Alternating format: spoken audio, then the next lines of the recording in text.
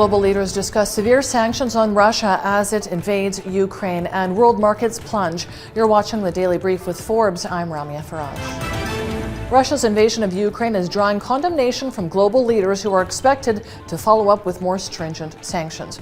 President Biden is meeting with G7 leaders today. The talks will focus on imposing severe sanctions on Russia. Within minutes of opening today, European stocks tumbled. Russian stocks crashed, with the country's main index dropping 45% and leading the Moscow exchange to suspend trading until further notice. In Asia, the Hang Seng closed down 3.2%, its biggest daily loss in 5 months. And the Nikkei 225 lost 1.8%. U.S. stocks futures also tumbled, while oil and gold soared. The Russian central bank says it will intervene in the currency market to support the ruble as it plunged to a record low against the dollar today. The regulator will intervene in the foreign exchange market, expand the Lombard list of securities, and provide additional liquidity to the banking sector. It's the first time the bank has taken measures in the foreign exchange market to ensure stability since Russia's annexation of Crimea in 2014. The aluminum price touched a record high today, jumping to $3,452 per ton and surpassing its previous peak from July 2008, when it reached $3,380. Russia is a key aluminum producer. The price rise came amid the warnings of stricter sanctions. Aluminum inventories are already reaching critically low levels, and the surging price will add even more stress on manufacturers. The sanctions would also affect the prices of other metals, including copper and nickel.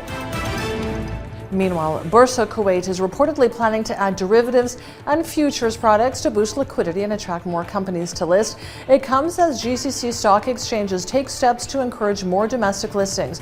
The board has introduced several initiatives, including standardized listing rules, which are expected to streamline the process for companies to go public.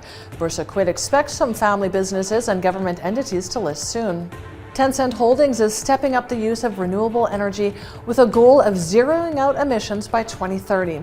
Tencent's data centers have a heavy environmental impact. The Chinese social media and gaming giant has already purchased 500 million kilowatt hours of wind and solar energy this year to power some of its data centers.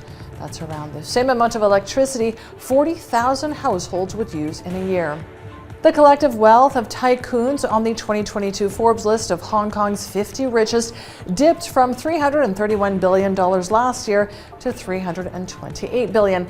After contracting in 2020, Hong Kong's economy revived with a 6.4% rise in 2021. An uptick in exports and domestic consumption led the rise, but strict COVID-19 curbs impacted the benchmark Hang Seng Index, which declined 16% over the past 12 months. Visit our website for the full list of Hong Kong's 50 richest.